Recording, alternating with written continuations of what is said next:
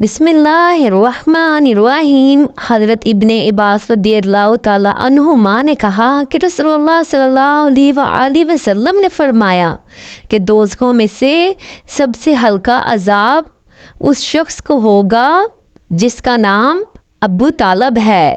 اس کو آگ کے جوتے پہنائے جائیں گے اور یہ سب سے ہلکا عذاب ہوگا۔ استغفر اللہ۔ اس کو آگ کے جوتے پہنائے جائیں گے جن سے اس کا دماغ کھولنے لگے گا۔ استغفر اللہ۔ بسم اللہ الرحمن الرحیم۔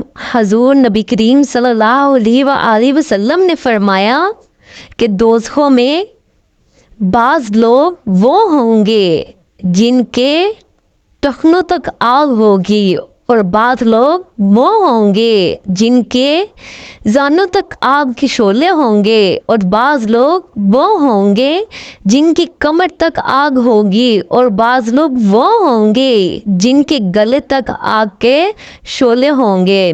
استغفر اللہ۔ اللہ تبارک و تعالی ہم سب کو دوزخ کی آگ سے بچائے، آمین ثم آمین۔ بسم اللہ الرحمن الرحیم۔ حضرت ابو ہریرہ رضی اللہ تعالیٰ عنہ نے کہا کہ دوزخ میں صرف بد نصیب داخل ہوگا۔ پوچھا گیا یا رسول اللہ بد نصیب کون ہے؟ فرمایا بد نصیب وہ شخص ہے جس نے خدا تعالیٰ کی خوشنودی حاصل کرنے کے لیے اس کی اطاعت نہیں کی اور اللہ تعالیٰ کے لیے گناہوں کو نہیں چھوڑا۔ جس نے اللہ تبارک و تعالیٰ کے حکم کی اطاعت نہیں کی اور اللہ تبارک و تعالیٰ کے لیے گناہ نہیں چھوڑا بلکہ گناہ میں بڑھتا رہا، اور وہ شخص بہت ہی بد نصیب ہے۔